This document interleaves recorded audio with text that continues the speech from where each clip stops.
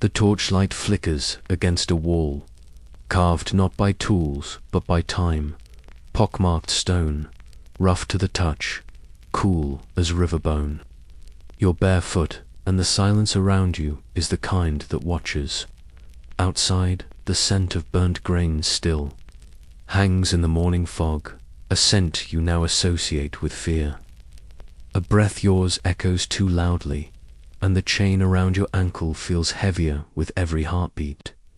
You were only hungry, a stolen apple, a loaf from a cart. And yet here you are, facing the judgment of a world where mercy is as rare as gold, and even a child can be maimed for bread. What, in such a world, would justice feel like against your skin? If this journey unsettles your soul or softens your heart, share it with someone who walks gently through history. Could you have survived a world where hunger was a crime worth your hands? The sun drips gold across the rooftops of your like molten honey, but there is no sweetness here for you. The alleys wind narrow and hot, their breath thick with the stench of beasts and sweat. Clay pots line the walls, cracked and forgotten like you.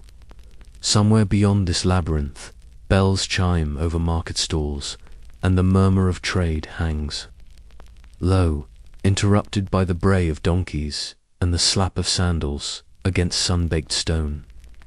You are hungry, not the kind of hunger that whines, the kind that hollows, a hunger that turns everything, a fruit peel, a whisper of grain, into a shimmering hallucination. Your fingers tremble. The dust on your palms is older than any prayer. You smell cumin, coriander, the faint rot of dates gone soft in the sun. And then you see it, a fig, shriveled and half split with ripeness, resting on the edge of a basket. No one sees you. No one sees anyone down here until they do. If this story touches something quiet inside you, share it with someone who listens like you do, someone who wonders how close justice walks to cruelty. Tell me, have you ever been punished for simply wanting more than the world would give? Your hand moves before your mind agrees. The fig is soft and warm in your fingers, a bruise of sweetness, and for a breath you feel like a king. But that breath lasts only a second. A hand snatches your wrist, strong, dry like old rope. A voice follows, sharp as chiseled stone, thief. You try to pull away, but his grip is unyielding, his knuckles wrapped in the calluses of a dozen harvests. His other hand clutches a staff etched with the symbols of order, of trade, of the city.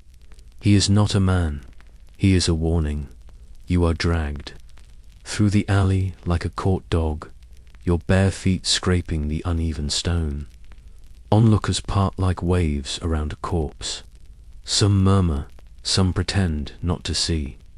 One child stares, wide-eyed, as if watching his own future. The sun is relentless, and your mouth tastes of metal and dust. The market square opens like a wound. People gather, drawn by the scent of humiliation. Above you rises the ziggurat, its tears reaching for gods who do not bend low for stolen figs. Below it, the crowd swells with anticipation, not of justice, but of spectacle, in this place. Punishment is not hidden behind walls. It is paraded, performed. A priest arrives, draped in linen and adorned with lapis charms. His voice is smooth and hollow, like wind over empty jars. He does not ask why you stole. He does not ask your name. Names are for the living. The innocent dot, he simply nods. You are pushed onto your knees. The fig, now split and ruined, is displayed. In an open palm to the crowd, a symbol of your crime. Around you, the murmurs swell into a tide of judgment. You see a woman holding her infant avert her gaze. An old man spits into the dust. A merchant chuckles under his breath. You try to Speak, I was hungry, but the words fall like dead leaves, soft, ignored. The priest raises his hand. A younger man steps forward. He carries a stick, slender, polished, ceremonial. Its tip bears a smear of crimson from earlier in the morning. You wonder who came before you. You wonder if they were hungry too. The stick meets your back, not a whip, a pointer, a marker. It does not cut, but it proclaims. The first blow is sharp. The second makes you gasp. The third sends a streak of fire across your spine. There are no screams, only silence. Pain demands breath, and you are too poor. Even for that, you fall forward. The dust rises. You taste it, gritty, ancient. And when it is done, they do not speak to you. They walk away. You are left in the square, your back pulsing like a heartbeat, your face in the dirt. The crowd dissipates, their hunger for retribution briefly sated. A child tugs at your garment. He offers you a fig. It is unripe, bitter, but it is whole. And he says nothing as the sun slips lower, shadows stretch long across the square. They do not reach for you. You are not a man, not yet. You are a message. Tomorrow, someone else will steal, and someone else will watch, and the dust will rise again. You wake with a dull ache in your spine, the memory of the stick still etched across your skin like a crude signature. The air is heavier here, not with dust, but with stillness. You are inside now, though it doesn't feel safer. Stone walls rise like frozen waves around you, patterned with carvings you cannot read. The room smells of old clay, oil lamps, and dried ink, the scent of bureaucracy, of law, of lives reduced to scratches on tablets. You are not alone. 2 guards flank you, their spears blunt but their stares sharp. They do not speak, only gesture, and you follow because there is no other choice. Your feet echo against the stone, each step like a question to which the building already knows the answer. You are led to a room vast and open, yet silent as a tomb. The floor is smooth, blackened with wear. Columns rise like petrified trees, each bearing images of kings and gods, their hands raised not in blessing but decree. At the center stands a tall, dark monument, a pillar of basalt, its surface covered in tiny cuts and symbols that shimmer under the torchlight like the scales of a sleeping serpent. The Code of Hammurabi. You don't need to read it. Its reputation precedes it like thunder before a storm. You feel it watching you, not with eyes, but with intent. It is not a document. It is a weapon. No one reads you your fate. The code has already spoken. A scribe appears, his robe trailing like mist, his fingers ink-stained and delicate. He does not look at you.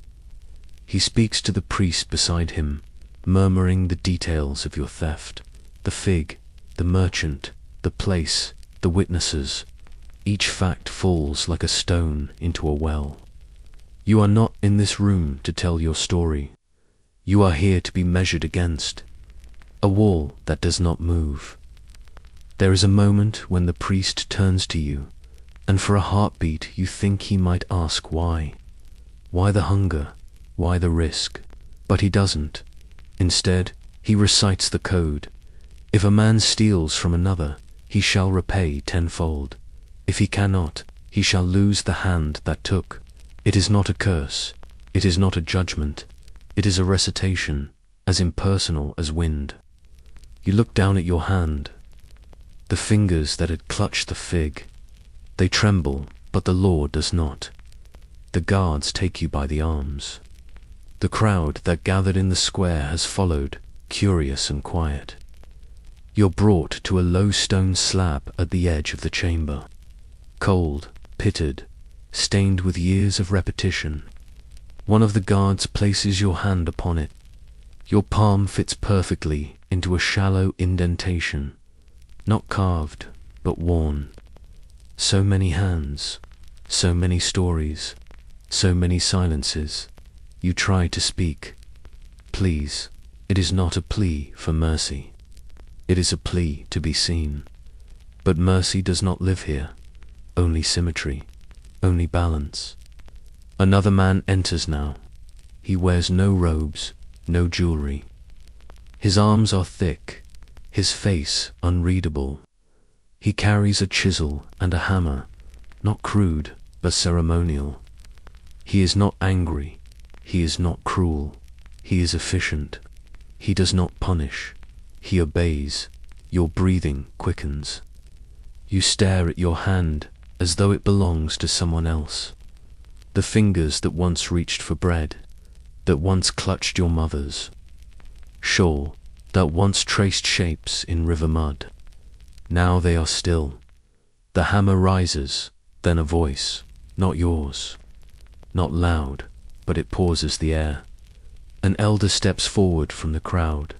His hair is white, his frame stooped.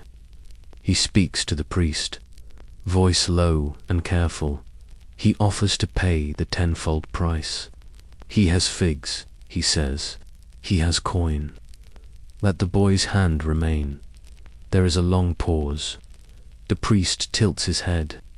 He consults the scribe, who murmurs from his tablet. The man has the right, it seems. The law allows it, if payment is made immediately. The priest nods the hammer. Lowers, you exhale. But it is not mercy that saved you. It is transaction. Your flesh traded for fruit. Your debt paid by another's charity. You are not thanked. You are not comforted. You are dismissed. The guards release you. The elder nods, but says nothing more. You step outside into a light that feels too bright, too fast. The world moves on, as it always does. But something lingers. Your hand still trembles, though it is whole. And now, you carry something deeper than scars. The knowledge that in this world, the gods do not weep for the poor. They simply watch. The sun does not rise gently here. It bursts over the horizon like a war drum, fierce and unforgiving. You squint through swollen eyelids as the guards lead you out beyond the walls, beyond the markets and temples, past the stone courtyards and the last trickle of the river's reach, out to where the earth is flat and silent, and the winds carry only heat and memory. The sand is white where it is untouched, but near the gallows post it is darker, stained by the stories no one tells. There are no crowds here, no chanting priests, just the dry rasp of sandals dragging through dust and the creak of leather bindings. This is not justice for the city. This is for the gods. They say the gods turned their faces away from this place, that even Inanna, who once watched over the weak, dares not linger where flesh is undone. You are made to kneel. Your knees sink into the warm grit, and you feel each grain, each whisper of the earth beneath your skin. Your wrists are tied, not cruelly, but deliberately, rope woven from date palm fiber, coarse and ancient smelling. A man kneels beside you. He does not meet your eyes. He is old, older than the city, it seems. Skin like parchment left in. The sun eyes the color of rust. She sits cross-legged in the sand, humming to herself. Her face is branded, a spiral burned into the cheek, distorted by time and skin. Her crime was cloth, they say. Silk stolen from a noble's house years ago. She had sewn it into her shawl to keep her daughter warm. The daughter is gone now. The brand remains. They mark us, she murmurs without looking at you. But the mark fades, not on the skin, only in the soul. You want to ask her what it feels like. the iron, the fire. But your mouth is dry. Words turn to ash before they leave your tongue. A small fire is lit nearby, more ceremonial than warming. Beside it lies a metal rod, thin and curved like a shepherd's crook. Its tip glows dull red, like the first star at twilight. Two men in leather aprons tend to it with the calm of bakers watching bread rise. They do not look hurried. Pain, here, is patient. The priest arrives last, robes flaring behind him like wings scorched by the sun. He carries a small clay tablet and a reed stylus tucked into his sash. You are a line upon that tablet, a record, an example. There is no reading of the law that was done already. This is only the punctuation. The brand is lifted from the fire. It does not hiss. The air around it ripples like heat above a kiln. One of the men nods toward you. The guards hold your arm steady. You clench your teeth. And yet, it is not your skin that burns first. It is your name, the part of you that still imagined returning home, that still remembered the scent of your mother's hands. That part is stripped before the iron ever touches you. When it does, the world contracts. There is no scream, only silence, louder than thunder. Pain too vast for sound. You see the sky blur, feel your body thrash, and taste iron on your tongue. Where you've bitten through it, the smell of charred flesh fills your nose. Your own and something inside you breaks. When it is over, the rope is cut. You collapse into the sand, clutching your arm. The burn is on your forearm, raw and bright like a second sun. The shape is meaningless to you, but you know what it means to others. You are marked now, forever. The old woman helps you sit. Her fingers are gentle. She pours a little water on your lips, enough to make your mouth wet, not enough to swallow. She hums again, the same tune, and rocks slightly. They won't remember your name, she says, but they'll remember your scar. You sit together for a while, until the sun climbs too high and the guards grow restless. They pull you both to your feet and march you back toward the city. The woman walks slowly, but with dignity. She does not hide her brand. She wears it like a veil. As you re-enter the gates, people glance toward you, then quickly away. Some flinch, others shake their heads. Children point until their mothers hush them. The mark burns not only in your skin, it glows in their eyes. You are led not to a home, but to a pen, a holding place for the branded. It smells of blood, sour sweat, and old straw. Others are there, a boy no older than 10, a girl with one hand, a man who laughs too loudly and too often. They make space for you. They do not ask questions. Outside, life continues. Merchants haggle, priests chant. Bread is baked. The world does not mourn a thief, but in the dark, as you lie on your side, arm cradled to your chest, you hear the old woman's voice again, humming that low circular tune. It is not a song of sorrow. It is not a lullaby. It is something older, something that lives where pain cannot follow. And for a moment, in the shadow of the mark, you are not alone. Night falls slowly in the city of walls, draping its dark veil across roofs of baked clay and shuttered stalls. But where you are kept, night does not fall. It waits, it lingers, it settles into the cracks like ash. The prison is a cavern of silence, built not to confine the body, but to erase the soul. You are led into it like cattle, your steps echoing, in narrow stone corridors. The scent inside is stale, breath, mold, and the faint tense of dried blood. Somewhere, a rat scurries across the threshold. Somewhere else, someone coughs, long and hollow, like the wind through a bone flute. The walls here, remember, they are carved not with decoration, but with desperation. Symbols scratched with fingernails, with pebbles, with bone, names, prayers, curses, all etched in the soft stone like fossils of suffering. You run your fingers over them as you pass. Some are crude drawings, a fish, a hand, a bird without wings. Some are words you do not understand, left by tongues long silenced. Every inch breathes with the stories of those who once waited here. You are shown your space. It is not a cell, not quite. Just an alcove with straw matted against the stone and a threadbare cloth that smells of oil and old sorrow. The guard grunts and leaves. The door slams. Iron echoes. Darkness settles again, and in that darkness, voices begin. They do not come from the corridor, they come from the walls. Not ghosts, not quite. Just people like you, waiting, remembering, speaking because silence is sharper than chains. A boy's voice murmurs first, from somewhere nearby. Young, thin. I stole sandals from my sister, he says, so her feet wouldn't burn. They broke her toes anyway.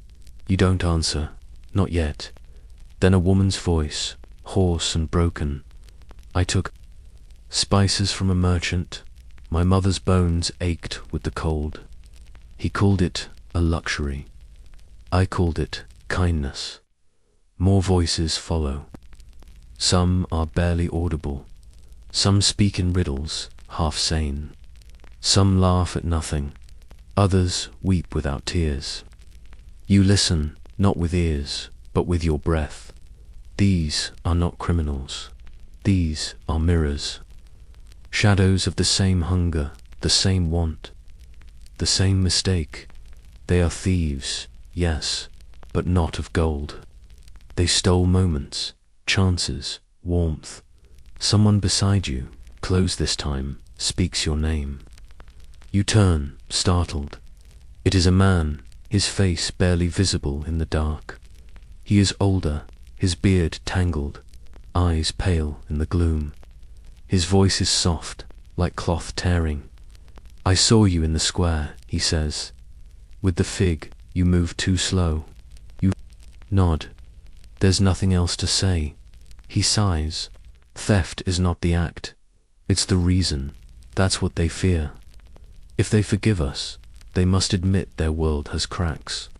His hand reaches out and places something in yours, a pebble, smooth, cold, almost round. For the wall, he says. You grip it gently, then crawl toward the nearest open space. There, in the dimness, you press the stone to the wall and begin to scratch. It takes time. The stone resists. But the wall yields, eventually, as it always has. You do not write your name. Instead, you draw a fig, dot small, whole, unbitten. When you are done, you lie back. The straw prickles your skin. The pain in your arm throbs like a heartbeat, but you feel lighter. Not because you are forgiven, not because you are free, but because now, in this place of silence and sorrow, you exist. You are part of the wall, part of the whispers as sleep begins to overtake you. Someone begins humming a familiar tune, the old woman. She is here too, it seems. Her voice is no louder than breath, but it wraps around the room like a lullaby for the condemned. You close your eyes, you dream of a tree. Its branches are heavy with figs, and no one is watching. The heat arrives before the light, thick, breathless, and clinging. You stir from sleep into the haze of another life. Gone is the prison's damp stone and fig-scarred silence. You now lie on woven reed, matting beneath a linen canopy, the Nile murmuring somewhere beyond the palms. The air is fragrant with crushed lotus and incense, but underneath lingers the rot of fish guts and wet clay. The land of Egypt breathes in contrast, opulence laid beside ruin, gold dust falling onto mud. You are barefoot, wrapped in a tunic of faded flax, and your stomach speaks again. Always hunger, always its voice. You rise and step outside, squinting into the morning sun. The village is already stirring, women grinding grain, boys herding geese, fishermen hauling in nets, like ghosts rising from the water. Life is rhythm here, slow and ancient, drawn to the tides of the river and the moods of kings. You are a servant in the house of a noble, one of many faceless hands, who polish ivory combs and scrub the sweat from alabaster floors. You know how to carry wine without spilling, how to bow without lowering your gaze too far. But today there is panic in the house. A golden idol is missing, a small statue of Bastet, once nestled on the shrine beside dried lotus petals and river pearls. Gone. The master's voice bellows through the halls. The servants are gathered and lined up beneath the date palms, the sun already biting into their skin. One by one, you are searched. Rough hands pat you down, fingers probing beneath robes, sandals, braids. Someone whimpers. A girl vomits into the sand. When it is your turn, the overseer stares too long, his eyes narrow. He has always disliked you for your silence, for the way you watch. You smell sweat and suspicion. His hands search your satchel, your bedding, your sandals. He finds nothing, but nothing is not enough. You had opportunity, he says. You cleaned the shrine. You lingered yesterday. You try to speak, but words dry in your mouth like river reeds in drought. It doesn't matter what you say. The decision has already gathered in their eyes. One voice speaks, and the rest echo. The master appears, resplendent in linen, so fine it ripples like water. He does not look at you. He looks through you, as if weighing whether the crime is worth the delay. Finally, he waves a hand. To the scribes, he says, "Let Pharaoh's law decide." And so you are taken. The journey to Memphis is slow, dusty, and humiliating. You ride on a donkey with your hands bound, flanked by guards in copper-tipped sandals. Children follow for a while, pointing, whispering. In their eyes, you are already guilty. At the city's edge, palaces rise like stone lilies from the ground. Courtyards of sunlight and shadow, pools fed by hidden channels. The temple of Patalumes above, its walls whitewashed and silent. Inside, scribes sit cross-legged beside scrolls, recording the movement of stars, the yield of barley, the crimes of peasants. You are brought before one such scribe. His head is shaved, his brow furrowed. He does not greet you. He begins with questions, your name, your birthmark, your family. You answer in a whisper, as though volume might betray you. He writes slowly with a reed pen, the ink thick and black as the Nile at midnight. Then come the interrogators. 2 men, one small and precise, the other broad and smiling without warmth. They question you not to learn, but to wear you down. They repeat the same accusations, again and again, their voices overlapping like water against stone. Where were you? Why did you linger? Who saw you last? You deny, but denial is not a defense. It is a crack in your voice, a sign of defiance. The smiling one steps closer. We could search again, he says, more thoroughly. And you remember the girl who vomited. You remember the stories, that when the gold is not found, the confession must be. You tremble. I didn't take it, you say. The small one leans in. his breath scented with onion and authority. Then say who did. But you don't know. Or perhaps you do. A shadow in the corridor, a glint of something hidden in straw, a face you saw too late to forget. But names are weighty things. To speak one now would trade your life for someone. Else as you stay silent, they strike you. Not brutally, not bloodily, but with purpose. A slap meant to rattle the teeth, to shake the memory loose. You fall to the ground and taste earth once more. Still, you say nothing. They bring in the master's wife. She watches from behind a curtain of gold-threaded linen. Her face is unreadable. Her jewelry chimes softly as she moves. When she speaks, it is only one word. Proceed. The scribes nod. The trial will be held before the official court. You are taken away past lotus pools and murals of God's weighing hearts. The air smells of frankincense and judgment. In your cell you sit in silence, knees pulled to your chest, the taste of dust and blood on your tongue. Somewhere above, a harp plays soft, distant, indifferent. You close your eyes and dream not of gold, but of water, cool, free, and flowing. The chamber is cool and dim, walled in by stone that drinks sound. Torches flicker in shallow sconces, casting long shadows that seem to breathe. This is not a court. It is a sanctuary carved for silence. You are brought in barefoot, your ankles still bound by reed rope, your eyes adjusting to the amber gloom. The scent of myrrh clings to the air like a veil. There are no murmuring crowds here, no cries for mercy. Only the weight of ritual, ancient and unmoved.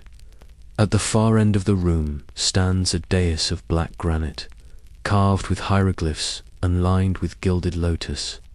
Seated upon it is the nomarch, the regional governor, Pharaoh's voice in this place. His robes shimmer with threads of lapis and crushed copper, his headdress a coiled cobra of authority. He does not look at you. He looks at the scrolls the scribe unrolls beside him. To his right stands a priest of Mat, goddess of truth and balance. In his hand he holds a scale, delicate, gold, ancient. Its arms are balanced, its chains unbroken. Behind him looms a tall carving of Mat herself, wings outstretched, feather upon her head, gaze calm and cold. It is not the nomarch who passes judgment here. It is her, a second priest, younger and softer-eyed, steps forward. He carries a feather, pale, delicate, sacred. It is set on the scale. Your heart, they say, must be weighed against it. You are guided to a place before the dais, where the stone is worn smooth from countless feet before yours. A tablet is placed before the nomarch, inked with your name, your village, your alleged theft. The scribe begins to read. The servant, he says, is accused of stealing a funerary idol, the likeness of Bastet from the house of Nebhotep. The priest of Mat raises a hand. He speaks a formula, not to you, but to the gods. Let this soul be measured. Let the words of the heart speak plainly. Then silence. You are expected to speak now, to declare your innocence or guilt. Your voice is hoarse. I did not take it, you say, though even to your own ears it sounds like a child's wish. I swear it. I never touched the shrine. The nomarch's gaze flickers, perhaps amused. And who did? He asks. Or did the idol walk away of its own will? You hesitate. To name another is to cast a stone that cannot be retrieved. To remain silent is to offer yourself to the gods. I don't know, you whisper. The silence stretches. Then the priest steps forward with a papyrus scroll. Upon it is written, the 42 negative confessions, declarations to the gods, denials of sin. He begins to read them aloud. I have not stolen. I have not lied. I have not killed. With each denial, you are to repeat, as though cleansing your soul before the weighing. I have not stolen, you say, though your hands ache with the memory of hunger. I have not lied, you add, though silence has been your only defense. I have not killed, you say last, and that, at least, feels true. The scale is brought closer. Of course, it does not hold your literal heart, only the symbol of your truth. The feather sits on one side. A small clay weight is placed on the other, marked with your name. The priest watches it, sway-dotted balances, but the priest frowns. The balance of the scale is not the balance of the soul, he murmurs. The nomarch waves a hand. The servant's fate is not death, he says, but the mark must remain. He nods to the guards. You are not to be executed, but you are not to be forgiven. They remove your bindings. They brand your name onto the court record, a list of those who cannot be trusted. You will never work in a noble house again. Your name, in this land of names, is now a blemish. You are led out through the back, not the front. No ceremony, no chant. The priests return to their incense. The nomarch returns to his scrolls. And you, once judged in the eyes of Mahat, step into the light again, but not the same. Outside, the sun is high and the Nile glitters like a blade. A group of children plays in the reeds. A fisherman calls to his wife. Life moves. But you pause, glancing back toward the dark chamber, to the gods who weighed your spirit like grain. You were not devoured by Amit, the solitaire, but something of you was taken nonetheless. And you wonder, if mercy lives among the gods, why does it never visit the poor? The marketplace sings with life, a cacophony of voices, hooves, and the clang of bronze. You feel it before you hear it, the sting of sun on your skin, the dry scent of olive oil and dung rising in waves from the dirt. You are in Rome now, the belly of empire, where justice is swift and performance is law. The stalls overflow with amphorae of wine, bolts of dyed wool, baskets of dates, and jugs of fermented fish sauce. It smells of wealth and waste, ambition and fear. You stand at the edge of a square, half shadowed by a crumbling column. Before you, a crowd gathers. Their murmurs rise like cicadas in the heat. At the center of the square, bound to a tall post, is a man bare-chested, arms raised, back already slick with sweat. His face is tight with waiting. You watch as the lictor approaches, his fasces in hand, the symbol of Rome's authority, rods bound together with leather tipped by an axe. But today, only the rods will be used. Today is not a death sentence. It is a warning. A crier steps forward, scroll in hand. This man, he bellows, Gaius, the slave, did flee his master and steal from the household of Lucius Tarquinius 3 loaves of barley bread, 1 amphora of wine. The crowd murmurs again, a few jeer. One laughs, a brittle, humorless sound. Gaius does not speak. He knows the script. The first lash cracks the air like a fire breaking through silence. You flinch. The second draws blood, a thin red line against brown skin. The third makes Gaius groan, low and guttural, like an animal. You turn your eyes away, but not for long. No one turns away in Rome. Punishment here is spectacle, deterrence. Justice made visible. The lash is not for the thief. It is for those who watch by the 10th blow, Gaius sags. A soldier throws a bucket of water over him, and he stiffens, a hiss of pain caught between his teeth. You glance at the crowd, a baker, a mother with a child, a group of young patricians sneering in embroidered togas. No one moves to stop it. This is Rome, after all. Order must be preserved, and slaves who steal are a threat to the gods of grain and stone. When the lashing ends, Gaius is cut down, dropped into the dust like spoiled meat. He does not stand. He is carried away by two others, themselves slaves. No physician comes. The crier announces the next name. You flinch. It is yours. The guards appear beside you, as if summoned by your heartbeat. They seize you by the arms.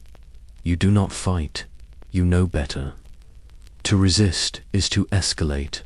You are dragged forward through the ring of bodies, past the sun-hot stones. The crier reads again, and your crime spills out into the air like spoiled wine. You, a foreigner, did steal a purse from the forum steps.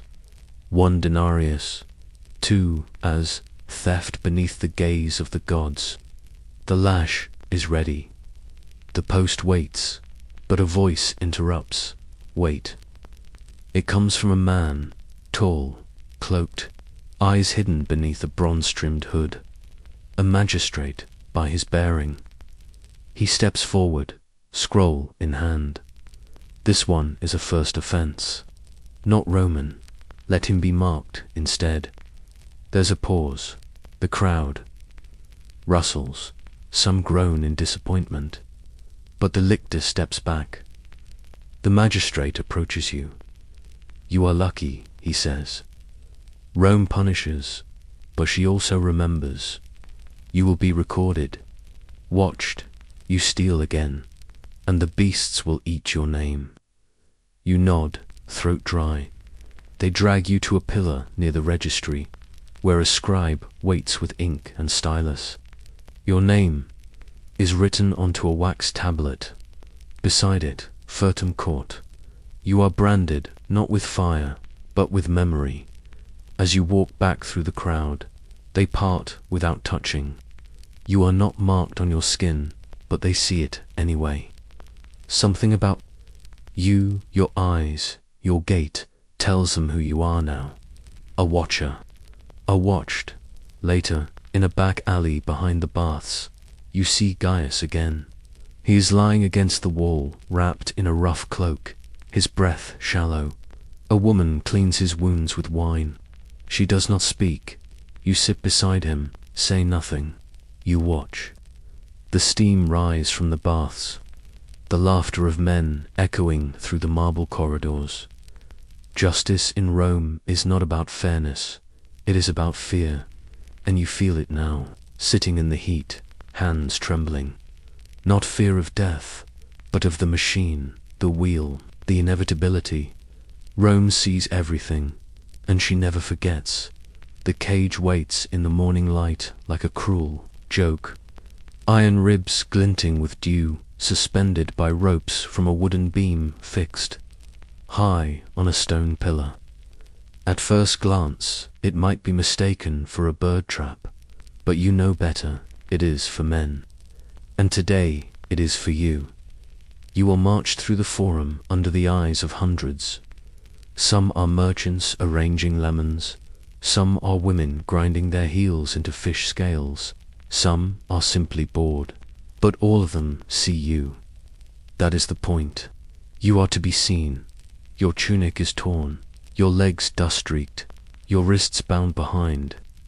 Your name has already been called, your crime proclaimed, petty theft. You took a coin pouch, dropped near the fountain, no violence, no threat. Yet your sentence is designed not for punishment alone, but for performance. You are hoisted into the cage with a pulley crank, its chain creaking with each turn. The guards grunt and laugh beneath their breath. Your knees scrape the iron bars. You crouch, trying not to cry out. but the metal is cold and sharp, and already it cuts. The cage sways gently in the breeze, like a child's toy strung up by a careless hand. Around you, the city moves. Below, the forum bustles. Senators in white togas stroll by with wax tablets and disinterest. Beggars rattle cups. Vendors shout praises of their olives. And yet, your cage remains the focal point. Even those who pretend not to look still glance. Children gather first, pointing with sticky fingers, daring each other to come closer. One throws a pebble, then laughs as it strikes your thigh. You do not respond. You stare ahead into nothing. The sun rises higher. The metal grows hot. Your body begins to sweat, then ache. The joints in your shoulders throb from the forced crouch. Your fingers go numb. You shift your weight to ease the pain, but the cage creaks in protest. There is no comfort here, only duration. By midday, your lips are cracked. You are given no water, no food. That, too, is part of the spectacle. They do not starve you to kill you, only to shrink you, to render you humbler than hunger itself. You begin to understand that this is not about correction. It is about memory. You will not forget this, and neither will the crowd. Near dusk, a group of magistrates walks past, deep in conversation. One glances up, squints toward. He says nothing, but you hear the clerk beside him chuckle. Another lesson dangling in the breeze. Then they are gone, and still you dangle. You begin to drift between waking and sleep, but there is no true rest. The cage does not allow it. When your eyes close, your head falls forward and strikes iron. When you shift, your hip catches on a rusted bolt. Pain is the only rhythm, the only prayer in the fading light. You hear a voice below. You shouldn't have taken it. You open your eyes. A man stands beneath you, weathered, grey-bearded, holding a loaf of bread and a skin of water. He is not a guard, not family, just a citizen. He tosses the loaf. It misses the bars and crumbles in the dust. The water skin follows. It hits the post, spilling onto the stone. He shrugs. Next time, he says, you'll know better. Then he walks away. You are left with the scent of wet earth, stale bread, and your own sour sweat. Night finally settles. The stars come out distant, indifferent. A few guards light torches and continue their watch. Somewhere a dog barks. Somewhere a woman sings in the dark. Your mind wanders. You remember a time before this. A mother's hand brushing your cheek. The smell of lentils boiling in clay. Laughter under the eaves. But now you are the laughter. A joke strung up above a city that forgets everything except the lesson. You are lowered at dawn. No words are spoken. The cage creaks. The ropes groan. You collapse onto the stone, unable to stand. A guard kicks your heel. Move. You crawl. Later, after water, after a cloak is tossed over your shoulders like mercy, you sit on the edge of the forum steps and watch the sun rise again. The cage still swings behind you, empty now but waiting, and you wonder how many people will pass beneath it today. Glance up and feel safe in their silence.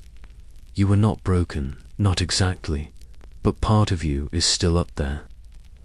The wind howls like a beast with no name, dragging snow across the earth in crooked ribbons.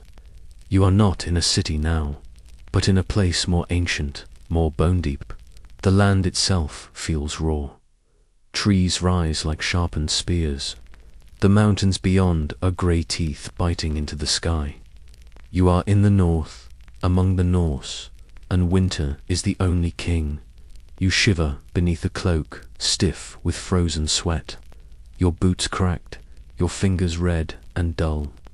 The settlement is small, wooden halls, smoke curling from peaked rooftops, and a ring of longboats hauled above the tide line like carcasses. In this place, food is survival, and to steal is not only a crime. It is a threat to the clan. You had taken meat, smoked lamb from a communal rack, already shrunken and blackened by fire. You told yourself it wouldn't be missed, but meat is gold here, and gold is guarded. They found you before the fat had even melted on your tongue. Now you were led through the snow by two warriors, thick-bearded and silent, their cloaks lined with fox fur, their axes sheathed in the knowledge they won't need them today. Ahead, a circle has formed. Villagers, elders, the Jarl himself. The trial will be short, and it will be fire. The crowd parts as you approach.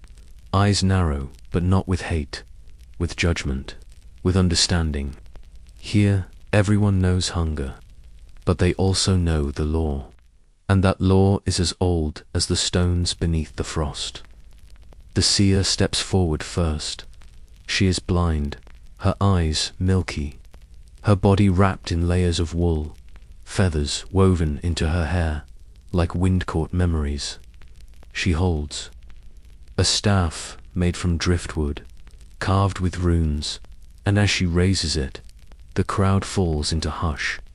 Trial by ordeal, she says. The fire shall speak what words cannot. You are led to the center of the circle. A fire has already been lit. A flat iron griddle rests atop it, glowing red, pulsing with the breath of flame. Near it, a row of stones marks the path, 7 paces across, packed tightly with embers buried beneath. Your feet will walk it. If the gods deem you innocent, your burns will heal clean. If not, infection, sickness, shame. In truth, the ordeal is no mystery. It is pain, plain and sacred. The seer turns to you. Do you fear the flame? You nod. She smiles.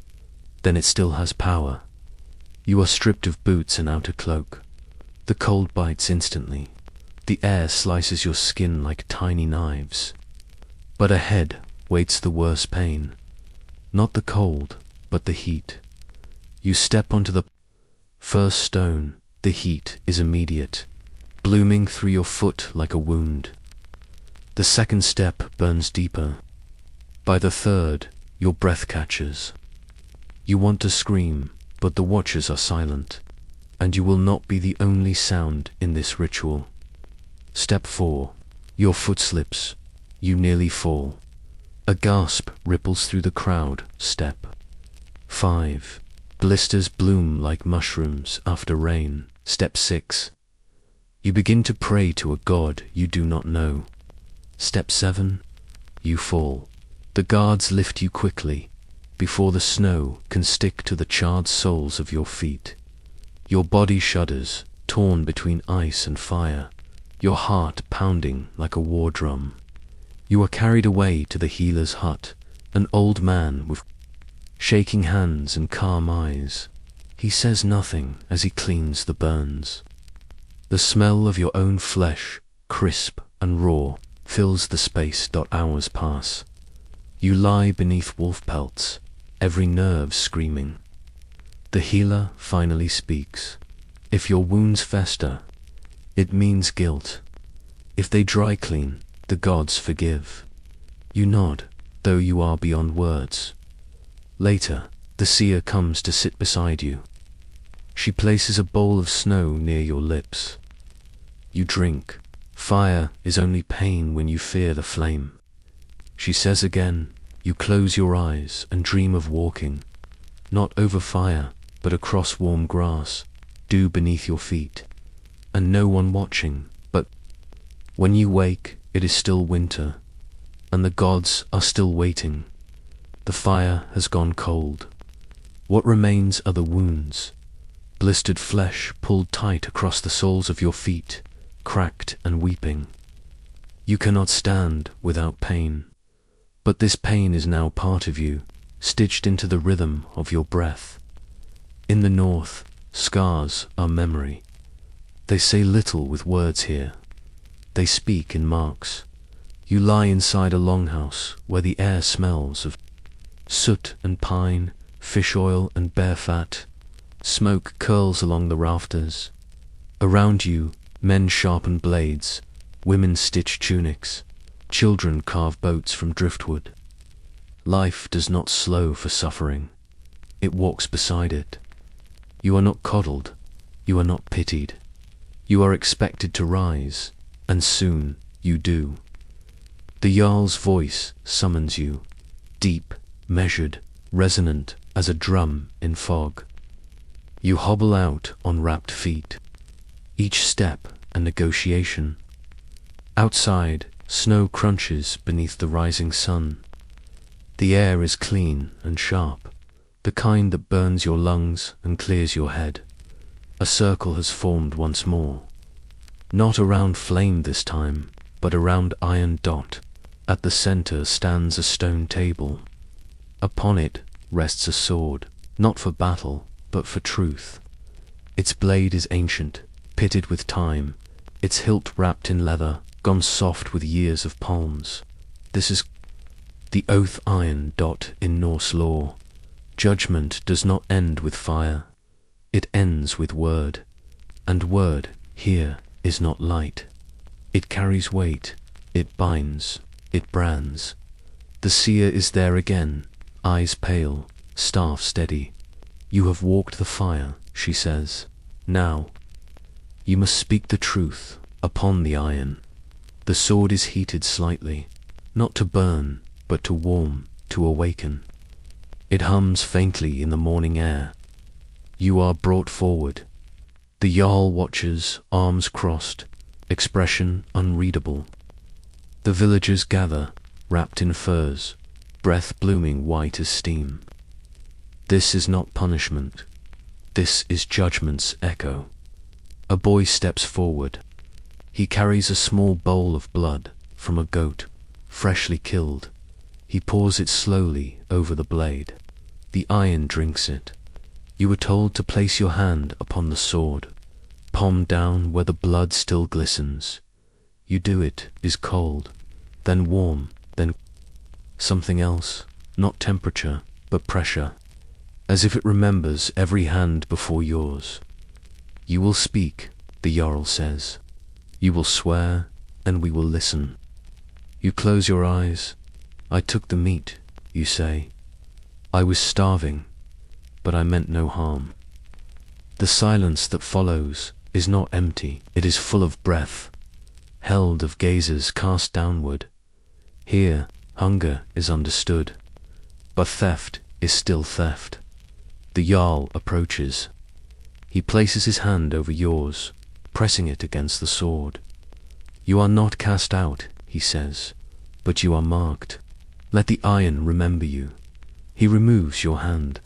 The blood has darkened your palm. It will stain for days. You step back from the crowd. A woman steps forward. She hands you a pouch of dried fish. Her eyes do not meet yours, but the gift is real. A silent offering, a bridge between guilt and grace. Later that night, you sit alone beside the fjord. The stars shimmer above the water, mirrored and endless. The wind no longer bites. It brushes. The iron oath weighs on your memory, not as punishment, but as proof. You are still here. You are still breathing, and the gods, perhaps, are not only fire and frost. Perhaps they are also silence and second chances. The smell reaches you first, a sweet swirl of roasted duck, ginger, and five spice, winding through the streets like a dragon made of steam. You are in a city now, vast, bright, alive. The Tang dynasty breathes through every stone and stool, every embroidered sleeve and scholar's scroll. Xi'an, the capital, pulses with elegance and order, and beneath that order, eyes. Your sandals click softly over polished stone as you step into the market. Lanterns hang like low suns, painted with symbols of harmony and balance. But it is not harmony you carry, it is hunger that market bustles. Silk rustles like water in the breeze. Bells chime from oxen carts. A flute plays somewhere beyond the crowd. You keep your head down. You are nobody here. A face without a family name. A voice without paper to carry it. In this city of calligraphy, you are unwritten. And then you see it. A purse, it peeks from the sleeve of a man in blue brocade, knotted at the waist, bulging slightly. He is laughing, distracted, bartering over tea leaves with a merchant whose smile is thinner than his scales. The purse swings gently. You reach, but another hand reaches first. A boy, no older than 12, fast, silent, sharp. His fingers snap the purse free and vanish into the crowd. You hesitate. You could disappear now, say nothing, leave him to his fate, but your pause is one breath too long. The merchant sees. Thief, he cries, his voice cracking the market's rhythm. The boy runs. Guards give chase. You are left standing, accused not by act, but by stillness. You run to dot not far. The alley curls, then ends. You are caught beneath a hanging sign, dragged out by the collar. The guards search you. They find nothing. But suspicion is a harder stain to remove. They bring you to the magistrate. The hall is cool, paper-screened, perfumed with sandalwood. A fountain trickles behind the judge's dais. Bamboo scrolls lie stacked beside carved jade lions. This is not a courtroom. It is a theatre of poise. The magistrate does not rise. He wears white robes embroidered with cranes. His hair is pinned with bone. He looks at you as if at an unfinished painting. You kneel, not from guilt, from protocol. A guard speaks for you, recounting what they saw. Your presence, your hesitation, your silence. They admit no coin was found, but theft in the Tank capital does not require evidence. It requires imbalance, disruption, and disruption in a city built on harmony is crime enough. The magistrate lifts a brush, dips it in ink, and writes your name, or rather what they think it is, onto a tablet. First offense, he says. His voice is calm, detached. He does not need to raise it for stealing in the market. The punishment is simple. A physician is called, a man in grey, with steady hands and eyes dull from years of seeing pain. He carries a knife, short, curved, silent. You are bound, held down. The knife moves quickly, not to your hand, not to your face, but behind your leg. A clean slice. You do not feel it at first, only pressure, then burning. They have severed the tendon behind your knee. Not entirely, just enough. You will walk again, but never the same. It is not mutilation, it is message. You are released back into the market, like a fish tossed from a net, marked not by iron or flame, but by limp. A slow drag of the foot that follows you like a whisper, no. One speaks as you pass, but they see you. They always see you that night. You sit beneath the eaves of a tea house, legs curled beneath you, watching steam rise from the kettles like dreams. You can't afford. The boy who took the purse never returned. Perhaps he escaped. Perhaps he didn't. You'll never know.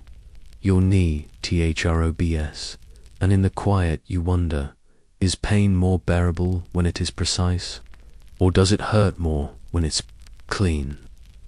You awake to the scrape of sandals against stone, the whisper of rope against wood, and the sound of your own breath, dry and slow. The cell is narrow, low-ceilinged, built not to house, but to contain. Light slips in through a slit high on the wall, not enough to warm, just enough to reveal the dust in the air, dancing in lazy spirals.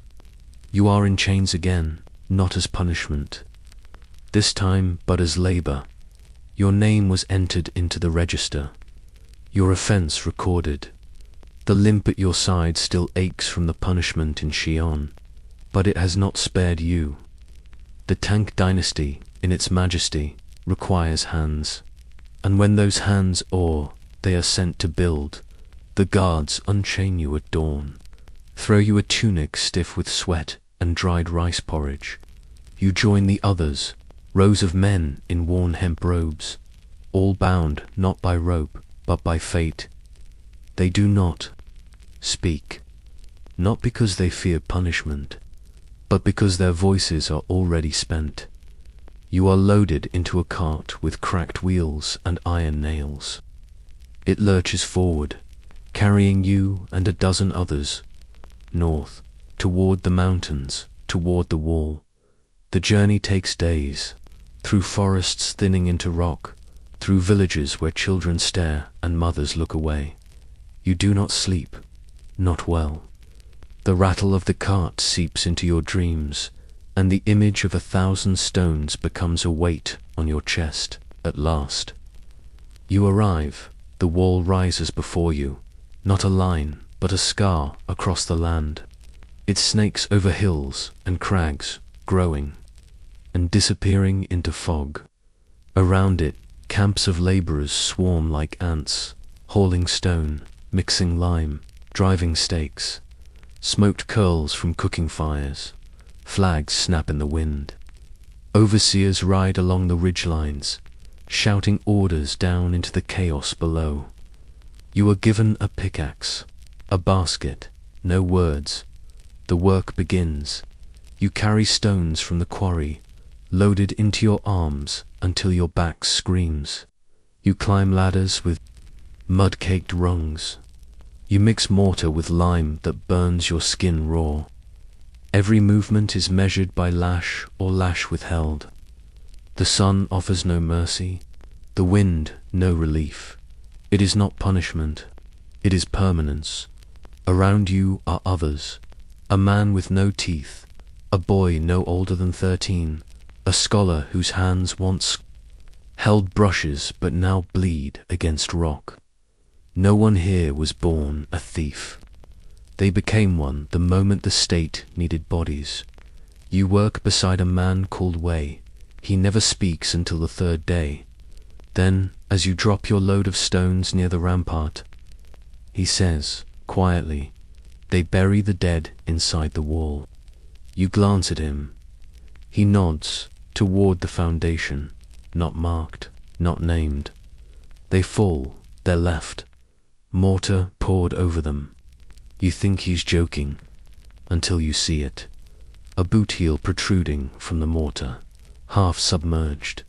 No one mentions it, no one removes it.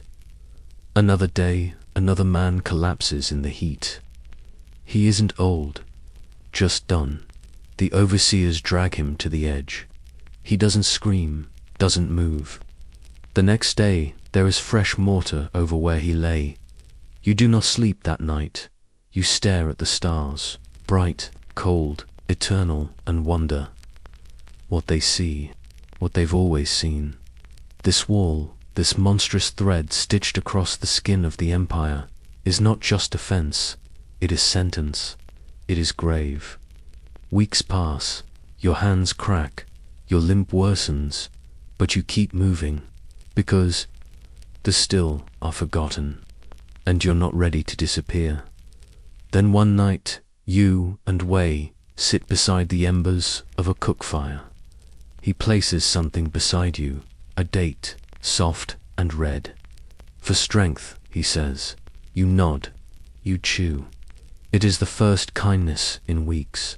In the morning, he is gone. They say he slipped during quarrying, fell. vanished between stone and fog. You do not ask where he is. Buried, you already know. You carry your basket again, step into the line, and wonder how much of this wall is built from crime, and how much from silence. The desert wind carries the scent of olive wood and dust, of sun-warmed limestone and sheep dung. You walk beneath a sky too blue to be merciful, through streets paved in worn flagstone, flanked by sandstone homes bleached white with age. Jerusalem lies sprawled across its hills, bright, layered, holy. But holiness does not fill your belly.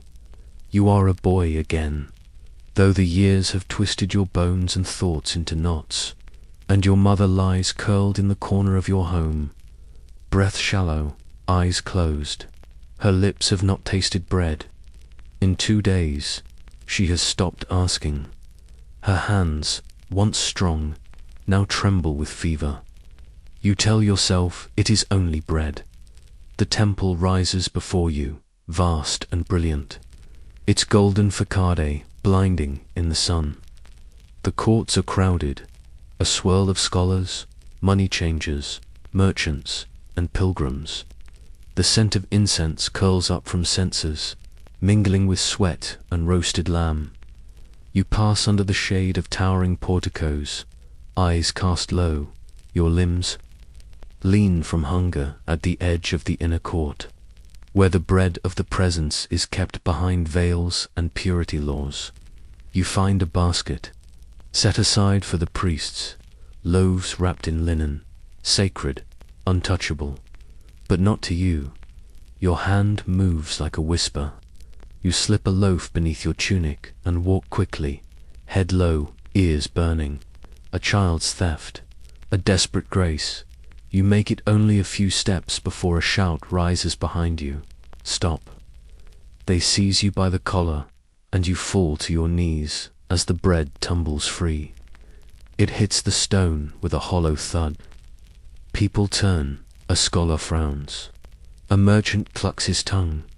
A priest steps forward, his robe spotless, his sandals quiet. This bread, he says, lifting it between 2 fingers, as if holding sin itself, was offered to the Lord. You begin to cry, not because you fear punishment, but because you will not feed her. Not now, not tonight. They do not beat you, not here. Instead, they bring you to the Sanhedrin, a hall of carved wood and cooled stone where the elders sit. In half circle, their beards long, their robes layered in gold-trimmed dignity. You are placed in the center. You can feel their judgment before they speak. A scribe reads the charge, theft from the temple, an offense not only against man, but against heaven. They ask your name, your father's name, whether you are circumcised, whether you've studied the law. You shake your head. You are not of the schools. You are of the streets. An elder leans forward. His eyes are not cruel, only tired. Do you understand what you stole? You nod, tears still stinging. I do, but she is dying. Silence falls like a stone. For a moment, one of them, a younger elder with soft hands, glances at the others. He is a child, he says, and his mother suffers. Is the bread of the presence greater than the need of the flesh? Another elder frowns. And if every poor man steals from the temple, shall we leave nothing for the priests? They debate, back and forth, law and mercy traded like coins. But they do not look at you. They look at the scrolls, at each other, at heaven. You are invisible in the place of the Lord. Finally, judgment. You will not be stoned, the high priest declares, but you will be beaten 20 stripes for theft and for defilement. You are led outside the court, stripped to the waist. The lashes are thin reeds soaked in salt water. Each stroke bites into your back like regret. You do not cry out, not loudly, but you feel the tears on your cheeks, hot against your skin. When it ends, you are cast out beyond the temple steps. No bread, no comfort, just the pain and the red trail it leaves on the stone behind you. You return to your mother as the sun sets. She sees your back and weeps without sound. You lie beside her, breath shallow, arms wrapped around your ribs. You do not regret the bread, you regret the laws that chose stone over flesh, and you wonder if God is here, in this city of gold. And song, does he hunger like you do? Or is holiness only for those who have eaten? The wind that curls around the hill is dry and sharp, heavy with the scent of sweat, iron, and something more ancient, something sweet and sour, like rot kissed by the sun. You climb slowly, your ankles raw beneath the leather straps, your wrists bound, your back still weeping, blood from the lashings of yesterday's justice. The road curves upward, carved by sandals and sorrow, leading to a place they call Golgotha, the place of the skull. You do not walk alone. On either side of you shuffle others, men like you. One whimpers as he walks, half mad with thirst. The other stares ahead, face blank, as though already halfway into death. Behind you, soldiers bark orders and prod with spears, but there is no hurry. Pain, here, is not just outcome, it is theater.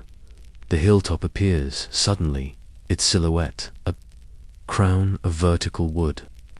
3 crosses already stand. 3 more are being raised. You are meant for one of them. There is no trial this time. No scrolls, no scribes, no debates about intent or sacred bread. Here, the sentence is already decided, and the law is nailed. In timber, you were caught stealing grain from the Roman storehouse. Grain meant for soldiers, grain guarded like treasure. In a city gripped by rebellion and Roman fear, such a theft is not a crime. It is treason. You are stripped, your tunic, rough and dust-caked, is torn from your back. You feel the sun, at once hot and endless, branding your skin anew. Your hands are stretched out and bound to the wood, your feet pulled down, and then the first nail. It is not a single moment of pain. It is layers, muscle tears, bone screams, blood pulses out in thick waves. You feel the earth slip beneath you as the cross is lifted. For a moment, you are weightless. Then, gravity grips you like a curse. You hang, and the sky does not blink. Below, the crowd murmurs. Some cheer, some cry. One man, old, hooded, broken, watches without speaking. Perhaps he remembers another time, another cross dot to your left. The mad one is weeping. To your right, the silent one turns his head. He looks at you. We're not crucified for what we took, he says, voice cracked by dust. We're crucified for who we are not. You try to speak, but your throat is sand. Only breath escapes. The hours drag. The sun arcs. Shadows stretch. Buzzards circle. A dog barks below.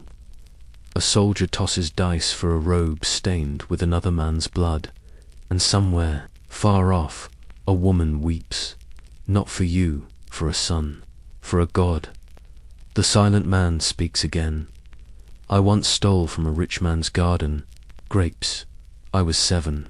He laughs, a dry, bitter rasp. They called me a criminal ever since. Never gave me another name. You nod.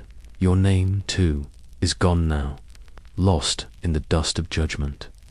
You think of your mother, of the warm crust of bread, of the fig tree in your childhood courtyard, of sunlight filtered through linen, and then nothing, not peace, not pain, just the weight of your own body, pulling down, reminding you that justice in this world is not blind. It sees very clearly, but it chooses. When the sun begins to fall, the guards approach. One stabs the man beside you with a spear to hasten death. The other breaks the mad thief's legs. They stop before you, and for a moment, they pause. Perhaps because you are already fading. Perhaps because mercy, like bread, appears when it's no longer useful. You do not feel the end, only the wind brushing your face. Gentle now, as if to say, you are not forgotten, only discarded. And somewhere in the crowd, someone whispers a prayer. Not for your soul, but for the world that made this hill necessary. They do not call her by name anymore. She is the daughter of no one now. Not the weaver's girl, not the apprentice's child, not the one who once sang at dusk by the well. Her name has been replaced by silence. Her identity overwritten by a scar. You see her first in the early light, sitting near the threshold of the granary, arms folded tightly across her knees. Her back is straight, but not proud. Her eyes are open, but do not meet yours. The sun catches the iron mark on her cheek, a small shape, indistinct at first glance, but unmistakable once known. A circle cleaved by a bar, the symbol of theft. She was caught stealing linen, a small square, enough to bind her foot after. A wagon crushed her sandal. The owner, a man of influence, declared it malicious. The magistrate agreed. Justice was swift, no trial, no coin for a plea, just fire. They say she didn't cry. Now, she lives in the alley behind the dye house, where the runoff turns the ground strange colors. Each day, she washes her feet in water stained with indigo and ochre, then wraps them in scraps. She never begs. She sells buttons, thread, whatever she can scavenge. She works hard, but the mark undoes everything. At the bakery, the woman refuses her coin. At the bathhouse, they ask her to leave. At the temple, they do not offer her the piece of incense, or the blessing of the priest's touch. To be branded is to be erased, not killed, but denied. You sit beside her once. At first, she does not look up. Then, slowly, she speaks. They made me kneel in the square, she says. There were people I knew, my mother's cousin, my old teacher. Her voice is low, quiet as wool sliding through fingers. I tried to smile, just for a moment, to pretend I wasn't afraid. But then I smelled it, the iron, and I knew it wasn't going to disappear, that I'd smell it for the rest of my life. She pauses. It doesn't hurt anymore. The skin, I mean, that part healed, but it itches when people stare. That night, you see her working beneath a lantern, her fingers stitching cloth with delicate precision. Her talent is evident, tiny knots, invisible seams. But the woman who ordered the repairs never returns. The next day, her bundle of work sits untouched. You offer to carry water with her. She accepts. You draw buckets together, balancing them on a rod across her shoulders. She carries more than you do. She doesn't complain. Along the path, a child asks her what the mark means. She kneels and smiles, gently, though her hands tremble. It means I once took something I should have asked for. The child nods, accepts this, runs off. You see the grief come after a shadow that crosses her face once the child disappears. She tells you later that she used to dream of being a seamstress for the palace, that her mother taught her the patterns of court robes, the hidden stitches beneath the dragon's claw, that once a merchant said her work was fit for nobility. Now, She cannot sell a handkerchief. The brand is small. It covers no more than a thumbprint. But it has covered her entirely. Sometimes you catch her staring at a polished bowl of water, not with vanity, but with calculation. She traces the edge of her mark as if wondering how deep it goes, as if hoping that with time it might blur, soften, disappear one evening. She asks if you think forgiveness is a place you don't know how to answer, so you say, if it is, I hope it's far from here. She smiles, but not at you, at something she's still holding on to, a memory, a name, a version of herself untouched by fire. And in that moment, she is not the branded girl, she is simply a daughter of someone, of something, still whole, even in her fracture. The monastery sits high on a stony ridge, far from the din of cities, far from the reach of kings. The wind here speaks in low, reverent tones, brushing past olive trees and ringing through the narrow bells that hang from carved wooden beams. The walls are weather-worn, cloaked in ivy and silence. Time does not pass here, it kneels. You arrive as a novice, wrapped in coarse wool, your feet calloused from the long road. You bring with you little, a worn satchel, a bruised apple, and something small that was not yours. A coin, not much. Bronze, flattened slightly from where you took it days before, from a vendor's cloth while her back was turned. Hunger made your fingers bold. Shame made your eyes quiet. You thought to spend it at the next village, but none came. You reached the monastery instead. And here, no one asks for coin. Only silence, prayer, labor. You keep the coin buried in your satchel, beneath the apple scent, beneath your breath.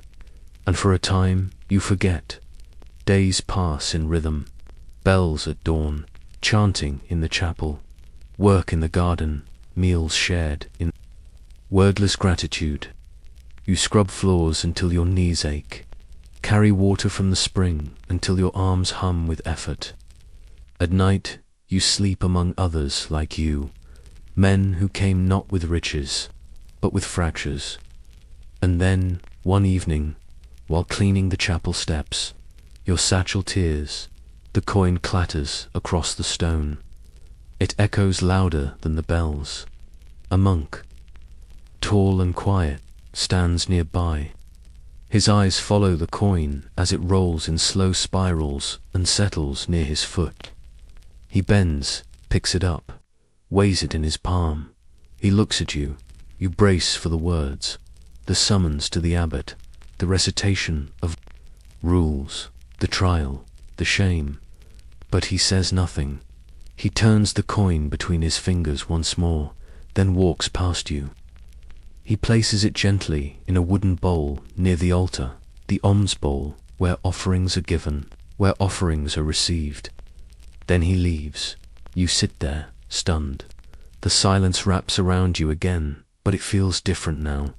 Not the silence of concealment, but of choice. Later that night, you find him in the herb garden.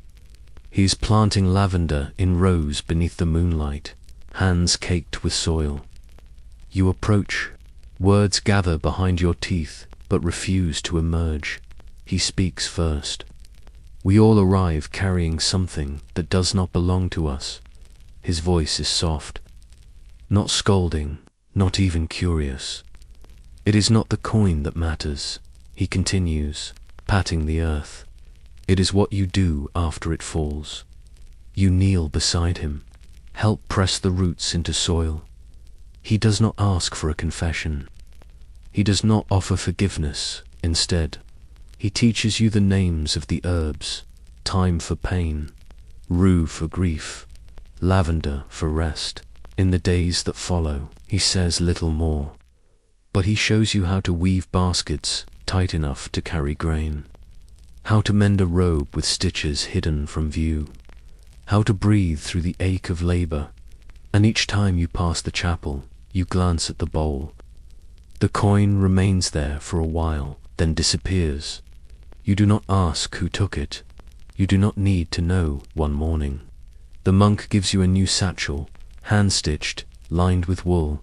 Inside it, a single olive, a folded scrap of linen, and a note. Now you owe nothing and everything. You place the satchel over your shoulder and walk into the day not as a thief, nor a monk, but as someone new, someone unfinished, someone seen.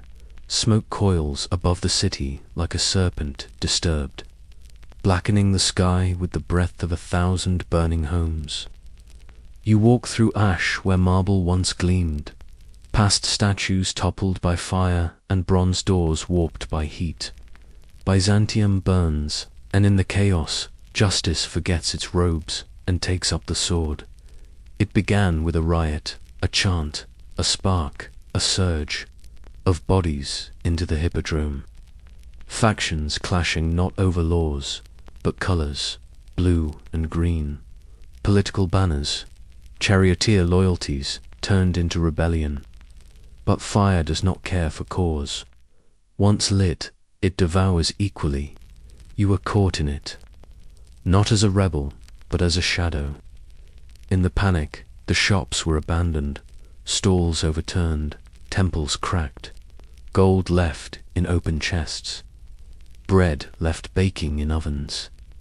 You took nothing, but when the smoke cleared and the soldiers returned, their orders were not to ask who had stolen, only to punish those who remained. They found you beneath the aqueduct, sleeping with your head wrapped in a borrowed cloak. It smelled of smoke. That was enough. Now you stand in a line of condemned, hands bound, eyes stinging, lips cracked from thirst. There are dozens of you, men with soot on their faces, a girl with a bruised cheek, an old baker who cannot stop coughing. None of you carry gold, none wear jewelry, but the accusation is collective, one thief among many, and so all must pay. The soldiers say the emperor ordered it, that the city must make an example, that fear must be louder than fire. They string up the first man before the crowd that gathers in the ruined square.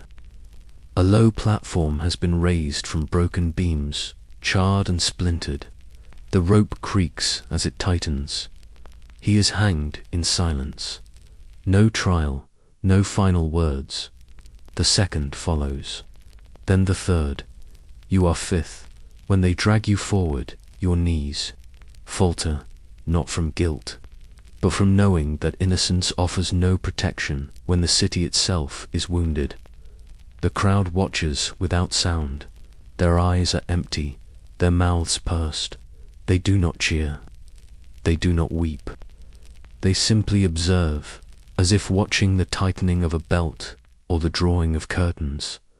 A priest stands beside the gallows. He offers a blessing in Greek voice, flat. You do not hear the words, only the wind.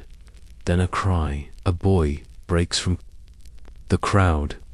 He runs toward you, clutching a parchment. Not him. He screams, "He helped us. He carried my sister from the flames." The guards seize him, drag him away, but the voice rings in the square, and for a moment, hesitation flickers. The officer frowns. The priest looks down. One of the guards, the younger one, loosens his grip. A woman steps forward next. "He gave us water," she says. "I saw him. He didn't steal. He stayed." The rope hangs above you like a question unanswered. Then a hand raised. The officer relents. You are pulled back into the line, not pardoned, not freed, only spared. This time, the executions continue. One by one, the accused fall. Their bodies laid beneath the arches, the ash covering them like snow. By nightfall, 30 hang from the broken rafters of the aqueduct. A message, painted in flesh: You are released at dusk. No thanks, no explanation. You walk past the gallows, each face etched into your memory, not because they were guilty, but because they were caught. Later, alone, you sit by the sea. The waves wash against the docks, uncaring. The sky above you is soot-stained, but softening. Stars peeking through the black. You reach into your satchel and pull out the bread. You did not steal a crust given to you by the boy's sister. You eat in silence. You chew through fear, through anger, through guilt that does not belong to you. And in the darkness, you wonder, when justice punishes the many for the crimes of the few, who, in the end, is truly guilty. The prison at Cordoba is not a place built for voices. Its halls are damp and narrow, the walls carved from sandstone and silence. The air smells of wet straw and rusted hinges. Above, a thin slit of sky glows pale and distant, a reminder that light continues elsewhere. But here, the world is muffled, restrained, quieted, except at night, because at night, one man sings. You hear him first on your third evening. Your back pressed to the cold wall, your knees pulled tight to your chest. His voice rises through the stones like incense, slow and smoky, not joyous, not mournful, something in between. A song meant not for freedom, but for remembering. The guards do not stop him, nor do the prisoners, because his songs are the only things in this place that breathe. They call him Yusef. No one remembers what he stole. Some say it was a jewel from the emir's daughter. Others, a book from the great library. One claims it was bread. He never says, and when asked, he only smiles. I sing because I'm still. Here, he once told a cellmate, and because they have no song to take from me, you don't speak to him for weeks. You listen. That is enough. Each night, his voice unwinds the cold from the walls. It weaves through the iron bars, curls, beneath the straw pallets, and settles like warmth on your shoulders. Sometimes, it's an Andalusian folk song, its words round and soft. Sometimes, a verse from the Quran, chanted so gently, it feels like breath. Once, a melody with no words at all, just hums that vibrate in your bones. The guards grow used to it. They even wait for it. On the rare night Yusef remains silent, the air feels heavier, like something sacred has been withheld. One morning, a new prisoner arrives, a woman. Her face is bruised, her clothes torn. She is placed in the chamber across from yours. She does not speak for days. She eats little. She wakes often, crying in her sleep. Yusef's song changes that night. He sings of jasmine, of a girl dancing on a rooftop in the rain, of a river that carries sorrow away and leaves only mourning. When he finishes, silence follows. Then, softly, the woman begins to hum. The next night, she sings with him, and for the first time, the prison does not sound like a cage. It sounds like a place where people remember they are still alive. Word of the singing spreads, even beyond the walls. A merchant's wife comes to the gate and speaks with the warden. She requests to hear the songs just once. A scholar from the mosque asks for a letter to be delivered to Yusef. Inside, a poem, an offering. And yet, the sentence remains. Death. Yusef is to be executed at week's end. His crime too public, his mercy too inconvenient. He does not cry. He does not protest. He sings each night, louder, fuller. The final night, every prisoner joins in, even the ones who have never spoken before, even the guards. And as dawn comes, Yusef's voice rises one last time. No fear in it, no defiance, only peace. I will not leave by silence, he says. And he dodes. They take him to the courtyard. Tie his hands, raise the blade. But in the silence that follows, something lingers. Not blood, not fear. A note, floating, you carry it with you after. Not in your hands, but in your chest. And weeks later, when you are released, when the doors open, and you walk back into a world too loud and too fast, you pause, you look at the sky, and you sing, not for freedom, but for him, and for what he left behind. You stand before the judge. But this time, the courtroom is unfamiliar. There are no guards, no tablets, no iron bars, no scrolls inked with ancient lore, only silence, not heavy, but soft, like the hush inside a temple after the candles are snuffed.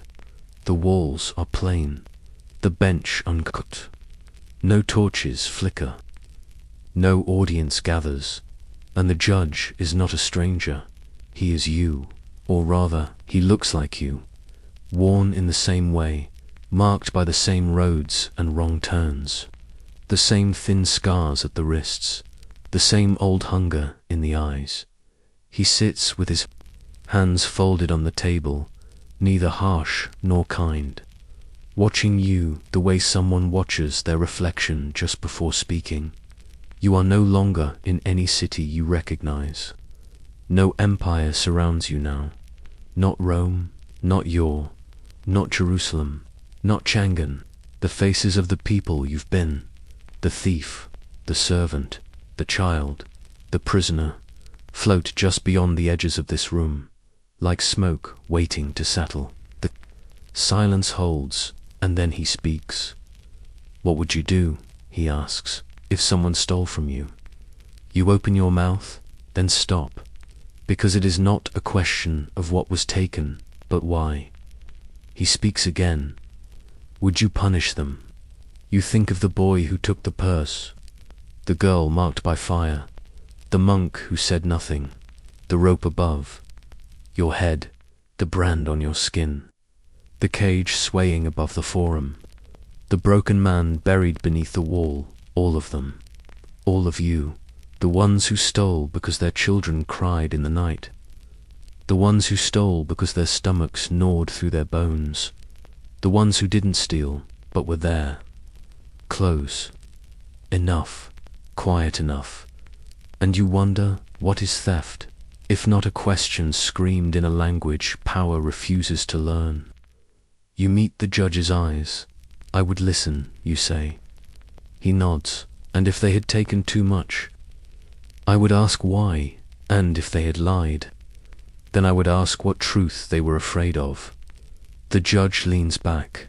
His face flickers, not with judgment, but with memory. I was you once, he says. I have stood on cold stone and waited for someone to see me as more than the thing I took. You do not speak. Punishment, he continues, is easy. Mercy is not. Then he slides a mirror across the table. Look, you do.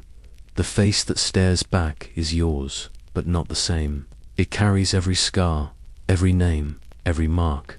The brand, the limp, the lash, the silence, all of it, but also something else, a softness, a refusal to become what broke you. You blink, and when your eyes open, the room is gone. You are standing in a square. A child is beside you, clutching a torn satchel. A fruit peeks from inside. No one has seen yet. The child looks up at you, afraid, but also hoping, waiting for judgment, waiting for the world to show what it remembers. You kneel. You hold out your hand, and instead of punishment, you offer a question. Are you hungry?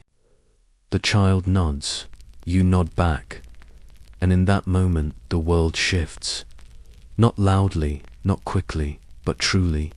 Because sometimes mercy begins not with law, but with seeing, and choosing not to look away. The wind is quieter now, no longer howling with the fury of cities, burning or courts condemning, just soft, passing between the eaves of time like breath through parted lips. You walk alone, though you carry many with you, the fig thief in your, the branded girl, the child beneath the cage. You walk through memory, not as dream, but as evidence. The gallows stand first, wooden, darkened with centuries of blood and indifference.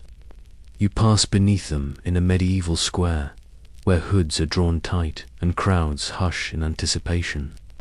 A boy swings in the wind. He is 10. They say he stole a piece of bread. You say nothing. You're only watching.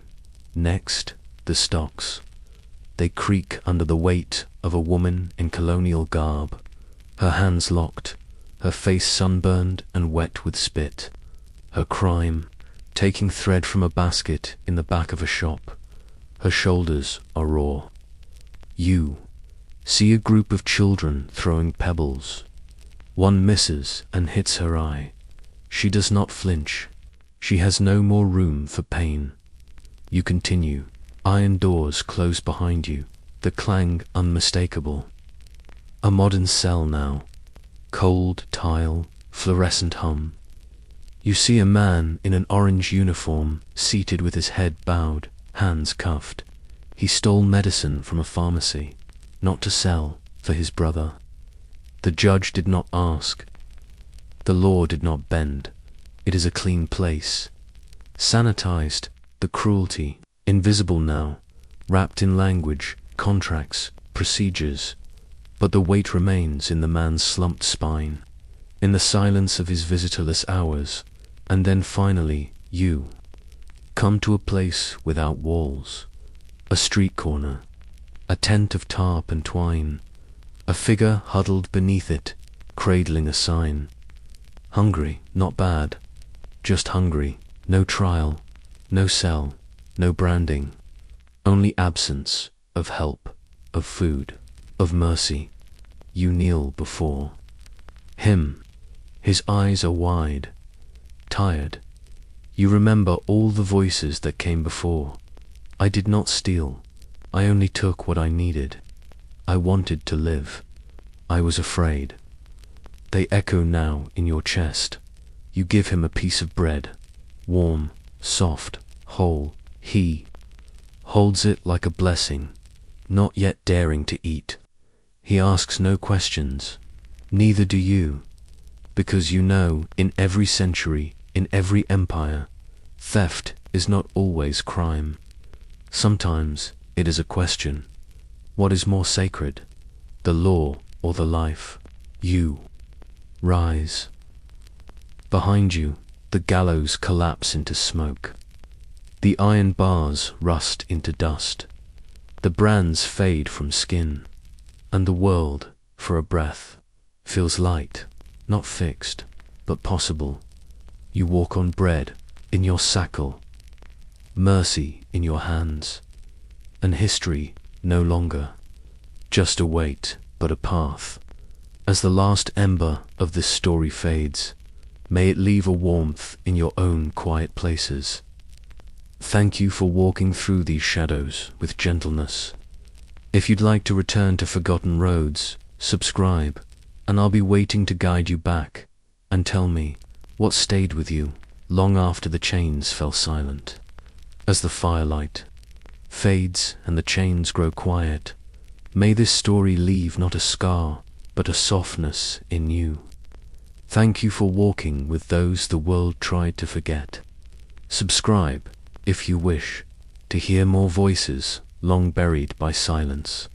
Which punishment in this story chilled you the most, and why? Could you have survived a world where hunger was a crime? Do you believe mercy has a place in justice?